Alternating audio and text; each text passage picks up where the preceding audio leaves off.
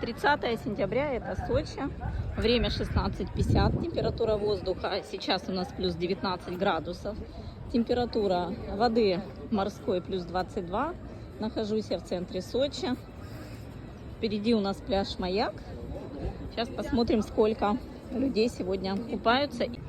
А здесь у нас показывает, что водичка 23 градуса. 16:50. Такая обстановочка.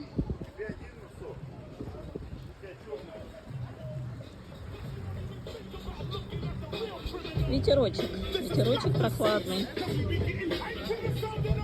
Люди купаются, не очень много, но купаются. Блять, все его, типа, блять, смотрели, там один из самых лучших в истории.